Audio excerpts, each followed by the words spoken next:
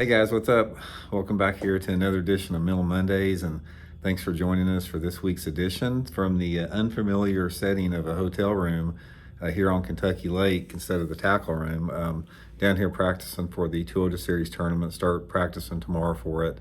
Gonna definitely want to get today's Middle Monday. Well, actually this morning, so I'll be going this morning for my first practice day. But anyway, we're gonna do Middle Mondays from the room here. What we're going to talk about today, guys, is quarter and midlife crises that people go through. Now, would be, in my opinion, like a quarter life crisis is sort of when you hit 30, and a midlife crisis usually happens when a lot of people, hit 50 years of age, something like that. So we're going to give you guys some food for thought on this and make that transition a little bit easier if everybody's fortunate enough to get to that point in life. So, first of all, it's like I said, one of the things that I think everybody has to realize is, guys, life is not easy. I mean, it's an incredible journey and experience we're on here, but a lot of times it's not easy. And part of the difficult processes, one of many that we go through in life, is aging and the mental changes that come with that, mental and physical, emotional, all that type of stuff that comes with aging. So first of all, I'm going to talk a little bit about the quarter life crisis and then the midlife crisis. I think both of them were equally intense, but in a different way for a couple different reasons. Usually what happens, like when people start reaching about the age of 30, there's sort of a shift, and they sort of like, they begin to take life a little bit more serious. They're entering their prime of life, probably the prime of life as far as when you have every aspect of your being, your emotional, physical, intellectual, all that type of stuff, the drive, the passion that comes with life is firing on all 8 cylinders, usually between like the age of 30 to 40. Prior to that, you're sort of still trying to figure out who you are. And usually by the time once you get to 30, you sort of form your identity to a large degree. But anyway, regardless, usually what happens when you get about 30 or so, you realize that you're no longer a kid and you're an adult, and there comes responsibilities with that. And the transition that comes with that is usually comes with like settling down a little bit. I mean, trying to create some type of stability in the life as far as financial, family life stability. And life becomes just a little bit more serious with that. And there's not near as much introspection during that period of your life, because for the most part, people, they don't start thinking about their mortality during that quarter life crisis, or not during the quarter life crisis. They're not really thinking about mortality issues. That comes during your midlife crisis. And when I use the word crisis, I don't want to make it sound like it's some inevitable bad thing, because it's not. It's actually, it can be very healing and very healthy, depending upon the way you look at it. But anyway, the main, stress that comes with that quarter life crisis is just pretty much trying to make your mark in the world. I mean, trying to form some type of sense of stability and, fitting into society as a productive member. So it's a little bit different when it comes to that. Now, for me, for example, when I reached 30, the big milestones in life I think are like 30 and 50. When I reached 30, there was more of a significant sort of like a wow factor with that emotionally for myself than there was when I hit 50.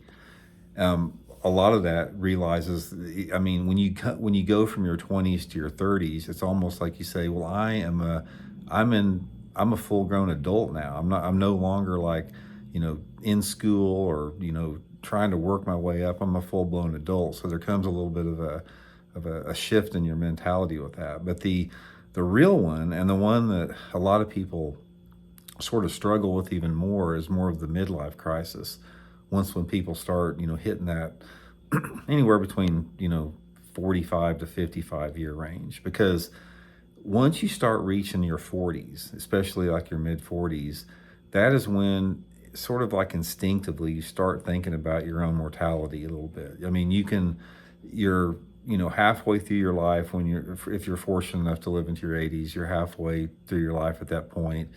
and you realize that time is getting away from you. It's like when you start hitting your 40s and your 50s, you don't slop through your days the same way you do when you're in your 20s. It's like when you're in your 20s and even your 30s, you still think you got a lot of time left. You got all the time in the world, but nobody has any guarantee, guys. I mean, the- every single person on this planet, regardless of your age, you don't know if you're going to make it to the next day or not. It's just every single day is a gift that we have, but you don't start focusing on that a lot, that same issue, until you start hitting your 40s and 50s. Now, for a lot of people, this can be sort of debilitating because you if you allow it to happen, there's a lot of different aspects of your being that can start atrophying your physical, health, your emotional and your mental health. Along with that, if you do have a physical deterioration, there can be a lot of financial stresses during that time of life. Usually when you're in your 40s and 50s, you're at your peak earning years, but you're also at your peak spending years, especially if you have kids. And there's a tremendous amount of stress that creates that midlife crisis during that period. And then you start wondering about your own mortality, as far as you start asking, well, how much time do I have left? You start seeing people pass away that it's like there's been a lot of people, like I went to it just feels like I got out of high school yesterday, but there's a lot of my classmates that have passed away because they're getting in their 60s now. And when that starts happening and you start to have family members start to pass away, your parents and grandparents start to pass away, that feeling of mortality becomes more urgent all the time. So, okay, that's the obvious there. So the point is what do we do about it?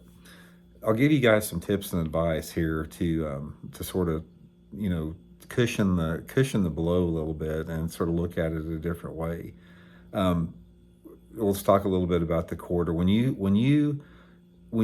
start going through that quarter life crisis, when you start reaching the 30s and that type of stuff, and you realize that you're no longer a kid anymore, um, that is the time to sort of start getting confidence in who you are as a person. It's like you really, really, if you start identifying what your principles are and you start solidifying your integrity and your moral character and all of that type of stuff, it makes that process a lot more easy to go through, because everything that you've accumulated up to that point, you can reflect back on that and try to be the best version of yourself that you can, during that quarter life crisis in your 30s, and start getting confidence in yourself as a person. That's going to really, really make it a little bit easier once you do start to hit 50.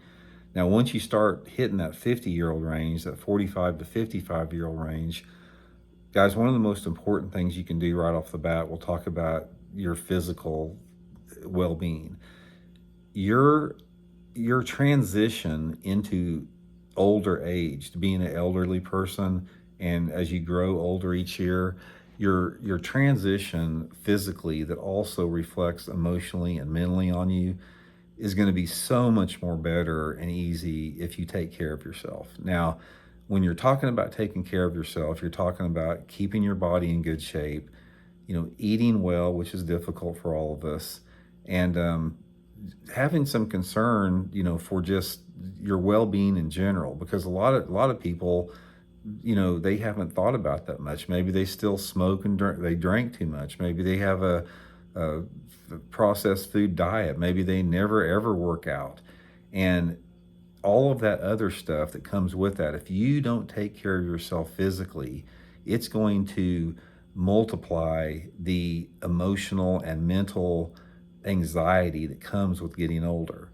So, guys, I'm telling you right off the bat, it doesn't matter your condition. It's like everybody can do something. I don't, you may have some type of ailment or disability, but you can still do something. We got people in our gym that are in wheelchairs. They come in there and work out their upper body. They're in that gym all the time doing something. You can do something. It doesn't matter. I don't care if it's lifting an arm. It's just, depending upon your physical limitations that you have, there's always something you can do. But guys, I can promise you something right now. If you have any type of additional income, any type of spare money to lay around, You can get in a gym membership for $20 a month, and you will not spend your money more wisely by making time every day to go there. And there, if you, I don't care how busy you are, you've got 30 minutes or an hour out of 24 hours to go to that gym. And guys, I cannot stress to you how important that is to keep moving, keep your body moving, keep it strong as possible. Because what happens is you realize as you get into mid-age how valuable your health is. And let me pose a question to you guys right here. If you would you rather be like a decrepit 70-year-old person that has $50 million, but you have failing health and all that type of stuff, but you're freaking loaded, or would you rather be completely broke and in great physical health and 18 years old? I don't know anybody that would go for the decrepit, loaded 70-year-old. You would much rather be healthy and vibrant and younger like that than have money. Now, it doesn't, when we're talking about healthy and vibrant, we don't mean, you have to be young to feel like that, but don't discount the mental and emotional value that comes with that. The next thing that comes with that, that's going to soften that a little bit, is you just sort of have to accept the fact that everybody dies, everybody passes on, and it's okay. That's the cycle of life. That's the balance of life. You can't fight it. It is futile to fight it or even stress about it, because it is going to happen to every single one of us. And the sooner that you accept that, and the sooner that you acknowledge that inevitability, that takes a tremendous amount of stress away from you right there, because you don't need to worry about something that is inevitable. What you have to do is you sort of have to create your own foundation emotionally and mentally and spiritually that will wrap yourself around that to make that easier without denying the reality of the situation. Now, when we're talking about that, everybody has a different belief system. Some people, have their religious faith. Other people have, more of a agnostic or secular viewpoint on it. It doesn't really matter. If you are comfortable with your belief system, if you're comfortable with the way that you perceive your mortality, if you're comfortable with the fact that you lead a good life and you lead a life of integrity and morals and ethics like that, you're going to be fine. I mean, that's so important to do that. It's so important to lead a healthy lifestyle mentally and emotionally.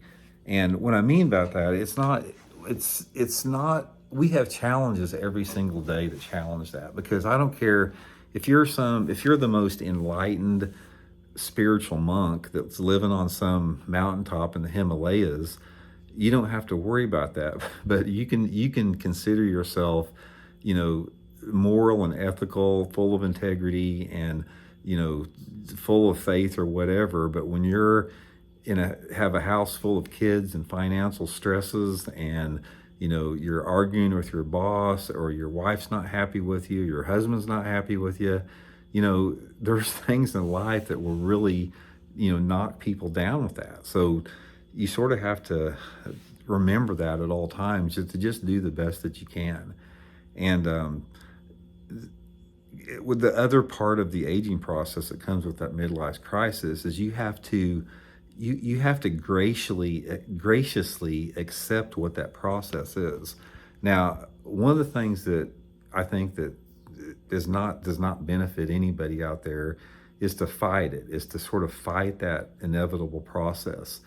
And I see it just in fishing here. I see some guys, when they get older, they don't acknowledge the fact that they're losing a step, and they're just going downhill with their skill levels in fishing, but they fight it and they deny it to the end, and they think that it's just a matter of making adjustments, but that's not it. It's like, guys, when part of the aging process is that you lose a lot of what you had when you were younger, as far as your physical and mental attributes, along to a large degree, they start to atrophy. But that doesn't mean that something else doesn't become more valuable, because as we age, one of the beautiful things about getting older is the wisdom that comes with age. And that wisdom is needed to be it's needed to be passed on down to the younger generation. That's why the elders were so revered in a lot of the indigenous, cultures across the world, because they understood that with age comes wisdom. And I've talked about this with my dad before. I mean, as my dad got older and as I got older, a lot of the stuff that came with his age, the wisdom that came with his age, I'm just beginning to now see as I get older myself. So don't ever discount your role transitioning into some type of a mentor, educator, or advisor to somebody. You never know who that person's going to be with that. So anyway, the whole point of the video, guys, is do not stress out about the midlife crisis. You don't even have to call it a crisis. It's just a transition. And life is constant transitions. Life is nothing but change and action all the time. We are really here for a blink of an eye. As you get older, you're going to realize that our time here on this planet is extremely short. You need to really appreciate every single moment that you have, and just appreciate the fact that you're here in this incredible, mystical, magical experience of being in the physical realm here on Earth. Because it's in my opinion, it's a never-ending adventure that we're on, and this is just one adventure that we're all sharing in this particular planet, in this particular solar system, in this particular universe, amongst trillions that are in our universe. So anyway, hope it made some sense, and thanks for tuning in. We'll talk later. See you.